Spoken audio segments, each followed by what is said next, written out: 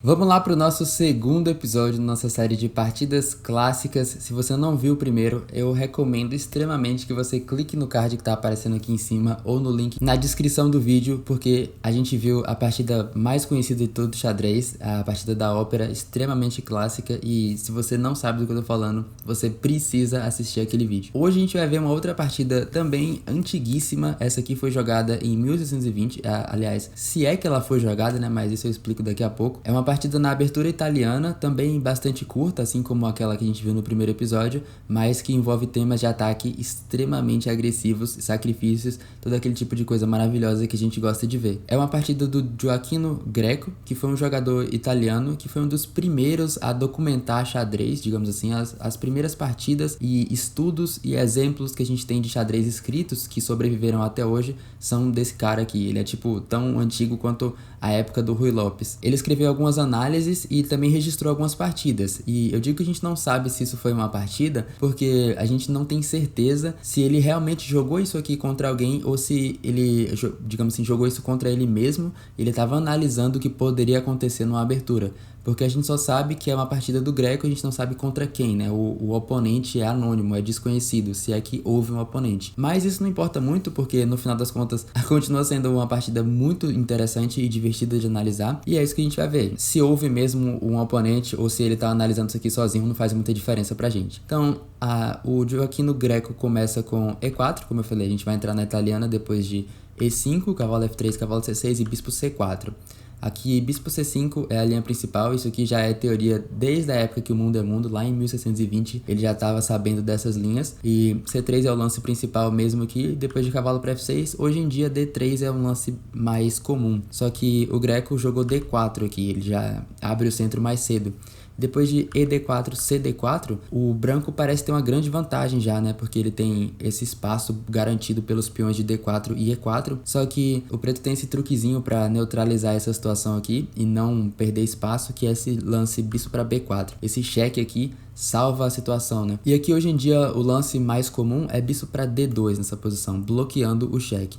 E se você tem um olhinho aguçado para tática, realmente parece que esse peão em E4 aqui tá no ar, só que se o preto capturar em E4, o branco recaptura o peão facilmente. Ele pode tomar em B4 aqui, e depois de cavalo toma B4, bispo toma F7, rei toma F7 e dama para B3 recupera a peça. E, digamos, rei para F8, dama toma B4, agora o material é perfeitamente igual de novo, o branco não fica com esse peão a menos, então essa linha aqui, aliás, até acontece hoje em dia às vezes, quando o branco toma, mas é mais comum que as pretas tomem aqui em D2. E agora você pode tomar com o cavalo, que já defende E4. Só que nessa linha, o Greco jogou cavalo para C3, bloqueando. O que parece pior do que bloquear com o bispo, porque convida esse lance cavalo toma E4, porque agora o cavalo de C3 está cravado.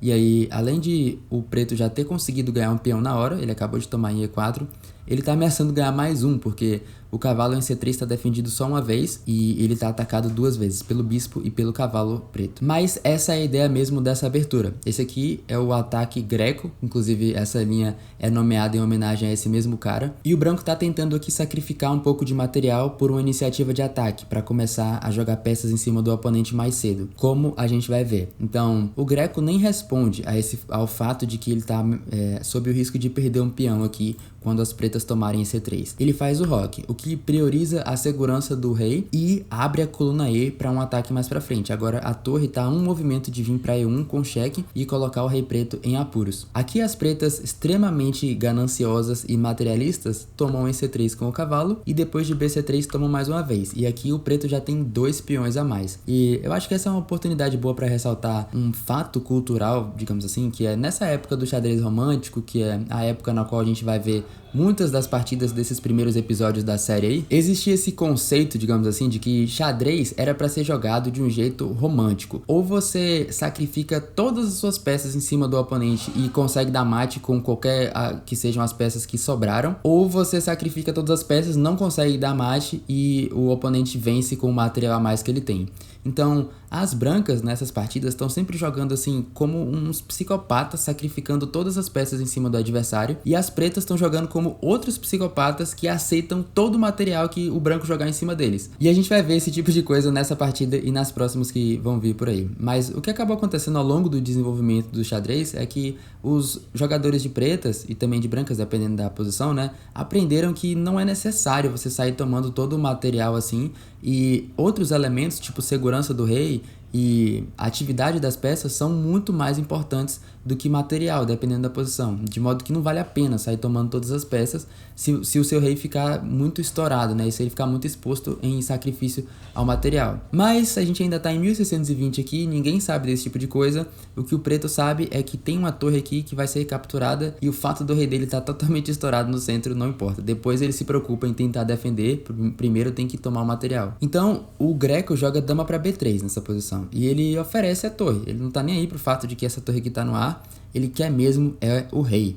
E aí vem aquela dinâmica, né? Um lado tá sacrificando material e tentando dar mate, e o outro lado tá aceitando o material a mais e tentando segurar o mate, tentando defender a posição. Aqui você realmente não deve tomar essa torre em A1, por mais atraente que seja. Se você permitir bispo toma F7, seu rei vai ficar muito estourado, não vai ter como defender. Além disso, o preto já tem 2 peões a mais aqui, e assim, 2 peões já é uma vantagem material bem considerável, o que significa que ele nem precisa sair correndo atrás de ainda mais material. E essa é a armadilha na qual os jogadores caíam nessa época, né? Às vezes eles nem se davam conta de que já tinham muito material a mais e continuavam aceitando o material e o rei fraco. E é exatamente isso que o oponente do Greco fez aqui. Ele tomou a torre, aceitando mais material e permitiu o bispo tomar F7. Mas ele ainda tem esperanças de defender, porque não é como se ele perdesse em um movimento. Ele tem como tentar evadir o ataque e segurar as coisas.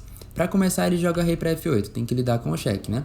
E agora o Morph, tô lembrando da última partida. E agora o Greco joga bispo para G5, atacando a dama. E a dama tá encurralada, a situação já tá ficando difícil aqui. A dama nem tem para onde ir, o único lance que não perde a dama é bloquear com o cavalo. E aqui, assim, o melhor lance e o que o Greco jogou é cavalo para E5. Outro lance que é talvez mais intuitivo, mais óbvio, é torre para E1. Ataca mais uma vez o cavalo e o branco vai recuperar o material logo em seguida. Não tem o que fazer aqui. Depois de você, sei lá, jogar D6, por exemplo, o branco pode tomar aqui com cheque. Você vai ter que tomar com a dama, né? Se você não tomar, depois ele toma a sua dama. Então, dama toma D7.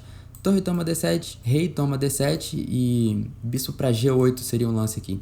Nessa posição, por mais que o preto tenha 2 torres e um peão a mais pela dama que ele perdeu, o rei tá muito exposto, então não vai dar para defender de qualquer forma. Tecnicamente, em termos de pontos, a vantagem ainda é para as pretas aqui, os pretos estão em mais 2 pontos materiais, mas depois de bispo para G8, o branco vai jogar dama F7, vai tomar em G7, a torre de H8 vai estar encurralada, então ele vai recuperar o material e vai ganhar a partida. E isso aqui já teria sido uma maneira bem satisfatória de arrematar as coisas. Mas o Greco jogou, como eu falei, depois de cavalo para E7 bloqueando o ataque, cavalo para E5. E a ideia dele é trazer a dama para F3 e aí atacar ao longo da coluna F, nesse rei que está bem exposto. Agora o oponente aqui do Greco tentou trazer as peças de volta para o jogo. Ele tomou em D4 com o bispo, o que ataca o cavalo. Mas aqui vem o lance que começa a criar muitos problemas na posição das pretas aqui. O Greco jogou bispo para G6.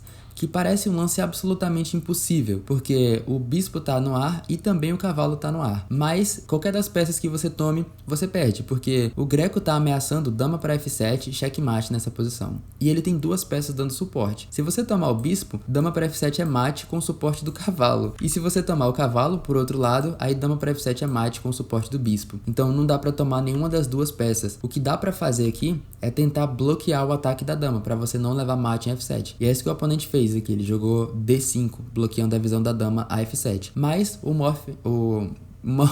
o Greco, vou ficar me confundindo não sei quantas vezes ao longo desse vídeo. O Greco achou uma maneira de continuar atacando o rei. Ele faz essa manobrinha aqui. Se ele não consegue atacar por essa diagonal, ele vem pela coluna F, jogando dama para F3 e mais uma vez tá ameaçando mate em F7. Se você jogar rei para G8, por exemplo, leva mate na hora. Então não tem para onde mover o rei, você tem que bloquear de alguma forma. Como o cavalo tá cravado, o cavalo F5 perde na hora, né? Porque o branco vai tomar a dama. Então o oponente aqui tentou jogar bispo para F5, bloqueando de outra forma. Mas agora o Greco jogou bispo toma F5 e mais uma vez tem uma ameaça de cheque descoberto mortal aqui. Dependendo do que você faça, quando esse bispo mover, vai ser com cheque, a dama vai entrar em F7 com checkmate e o jogo acaba. Então, para tentar segurar um pouco aqui as coisas, o oponente do Greco jogou bispo toma E5, tirando uma peça do ataque, né? Tirando uma peça que as brancas têm da jogada. E aqui, se você lembrar, esse bispo já tomou a torre e agora tomou mais um cavalo. Então, o preto aqui tem 7 pontos de material a mais agora. Além da torre extra, ele tem aqueles 2 peões. Mas o ataque vai continuar vindo. O Greco jogou bispo para E6 nessa posição. E ele tá ameaçando o checkmate mais uma vez em F7. Olha lá esse quadrado bem fraco. Por exemplo, se você mover o rei, dama para F7 já é mate agora. Então, mais uma vez, você é forçado a bloquear. Aqui, se você jogar cavalo para F5, o bispo toma a dama e você perde. Então, a única outra peça que consegue bloquear o cheque é o bispo, jogando o bispo para F6. E aqui o Greco tomou esse bispo. Obviamente, né, a gente está tentando abrir a posição e desenterrar o rei preto, tirar as coisas que estão no caminho para a gente conseguir acessar esse rei. E agora, se você tomar de volta, aí perde na hora, né? Porque quando o branco recapturar vai ser com cheque, só tem um lugar que dá para mover o rei e dama F7 é mate. Então o oponente aqui tentou segurar um pouco mais a posição, jogando o rei para E8, para evadir, né, sair do caminho e não recapturar a peça, uma vez que recapturar ia perder na hora. Só que agora o Greco tomou em G7. E essa torre aqui está encurralada. Além disso, renova a ameaça de dama para F7 checkmate. Se ele não fizer nada aqui, a gente vai dar mate no próximo movimento. E aí, para evitar o mate, o preto tentou dama para D6, o que não defende F7, mas dá um quadrado de fuga pro rei. Agora, se dama F7, ele consegue jogar rei para D8. E foi isso que aconteceu. Mas aqui o Greco tomou a torre de A8 e a gente chega numa posição no final das contas onde